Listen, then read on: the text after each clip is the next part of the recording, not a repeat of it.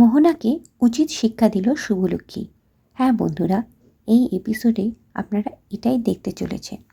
বিস্তারিতভাবে এপিসোডটি দেখতে চ্যানেলটিকে অবশ্যই সাবস্ক্রাইব আর ভিডিওটিকে একটি লাইক করে দিন। এই পর্বের শুরুতেই দেখা যাবে শুভলক্ষ্মী মোহনার জন্য রান্নাবান্না করছিল।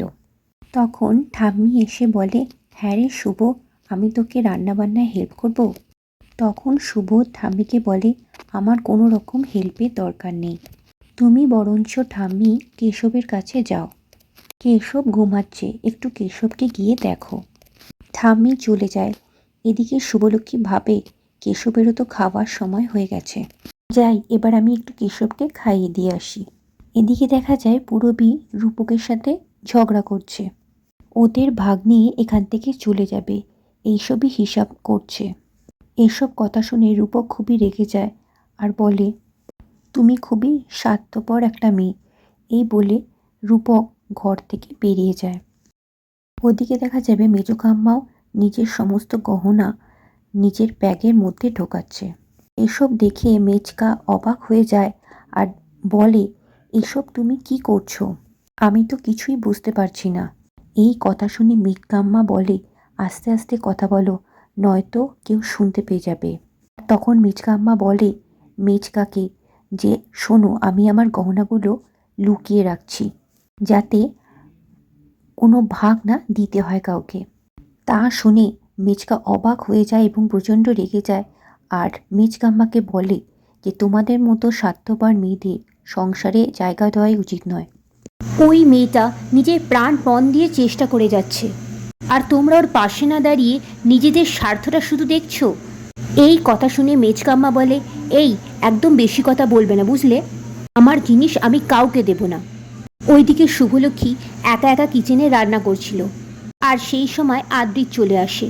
শুভলক্ষ্মী আদ্রিতকে দেখে বলে, আমি জানতাম আদি তুমি আসবে, তুমি আমাকে সাহায্য করতে ঠিক আসবে, আর কেউ না আসলেও তুমি আসবে।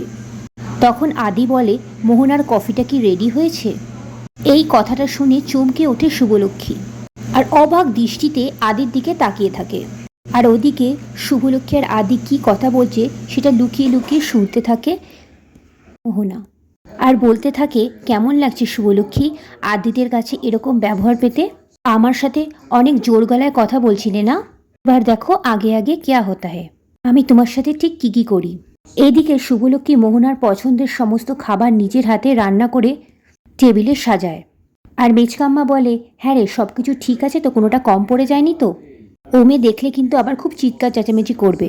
ঠিক সেই সময় ঋদ্ধি আর সৌমিত চলে আসে, আর ওই সময় ঋদ্ধি আর সৌমিতকে দেখে শুভলক্ষ্মী বলে, হ্যাঁ রে, কিছু ব্যবস্থা হলো? বাবার চিকিৎসার কোনো ব্যবস্থা হলো? তখনই ঋদ্ধি বলে, না, কোনো ব্যবস্থা হয়নি, কি করব কিছুই বুঝতে পারছি না। তখন শুভলক্ষ্মী বলে, যাক, টেনশন বাদ দে, কিছু একটা নিশ্চয়ই হয়ে যাবে। সেই সকালে বের হয়েছিস, কিছু খাসনি, নে এবার খাবার খেয়ে নে। আর তখনই মোহনা এসে বলে, হ্যাঁ হ্যাঁ, খাবার খেয়ে নাও, এবারই ভালো ভালো খাবার তোমার ভাগ্যে আর কতদিন জুটবে সে তো আর বলা যায় না, তাই এখন যতদিন আছো খাবারটা খেয়ে নাও। এই বলে মোহনা শুভলক্ষ্মীর চেয়ারটার কাছে গিয়ে দাঁড়ায়। ওই দেখে মেজকাম্মা বলে, ওটা তো শুভর চেয়ার, ওখানে তো শুভ বসতো। সেটা শুনে মোহনা বলে, ওখানে শুভ আগে বসতো, এখন থেকে এই চেয়ারে শুভ বসবে না, আমার আয়ানের পাশে আমি বসবো। সেটা বলে আয়ানকে বলে, কি আয়ান? আয়ান তখন বলে, হ্যাঁ, তোমার যেটা ইচ্ছে সেটাই করো। এটা বলার পর মোহনা বলে, একদম বেশি কথা বলবেন না, আমি যেটা চাই সেটাই হবে, আমার কথার উপরে বেশি কথা বলবেন না, এখন থেকে আমার আয়ানের পাশে আমিই বসবো। এরপরে শুভলক্ষ্মী বলে, তোমার পছন্দ মতো সমস্ত রান্না করে এনেছি, দেখো কোনটা দিয়ে শুরু করবে।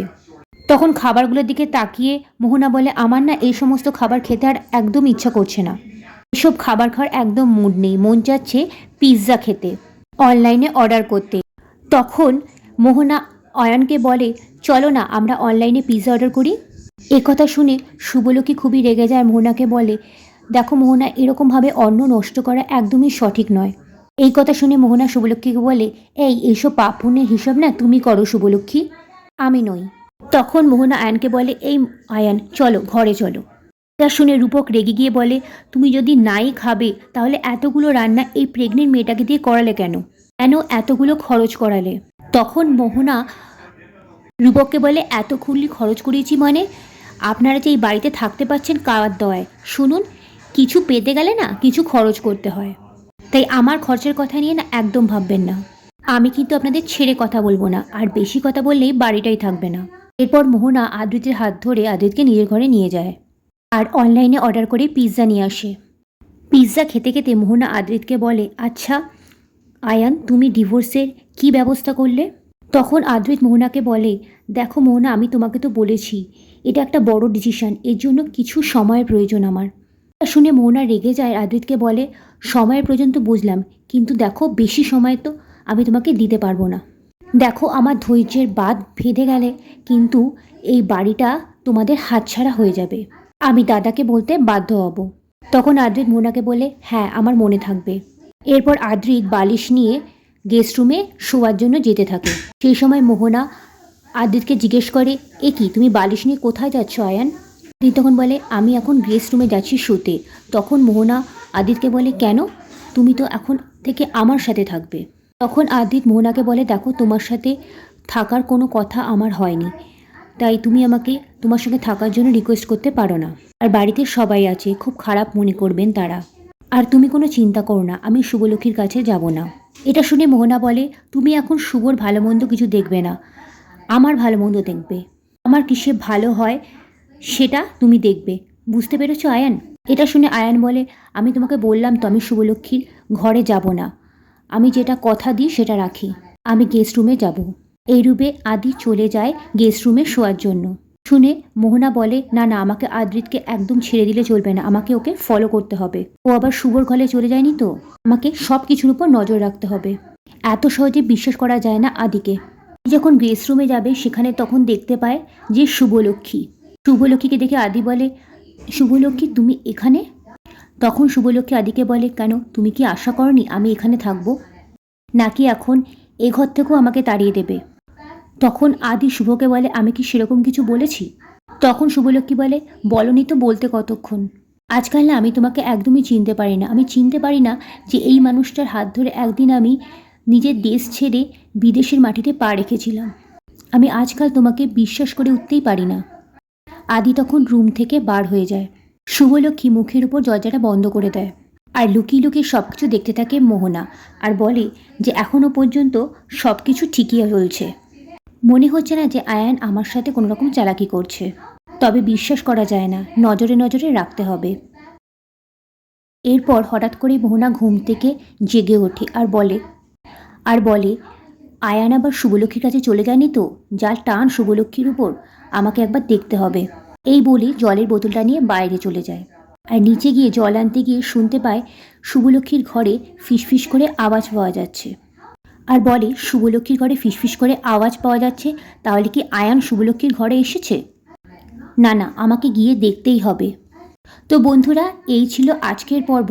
পরবর্তী পর্বে দেখা যাবে মোহনা ডিভোর্স পেপার নিয়ে শুভলক্ষ্মীর কাছে গিয়ে বলে, এই ডিভোর্স পেপারে সাইন করে দাও। যা শুনে শুভলক্ষ্মী প্রচণ্ড রেগে গিয়ে মোহনার দিকে তাকায়। তো বন্ধুরা, এই ছিল আজকের পর্ব। কেমন লাগলো অবশ্যই আমাকে কমেন্ট করে জানাবেন। ধন্যবাদ বন্ধুরা, দেখা হচ্ছে নেক্সট পর্বে।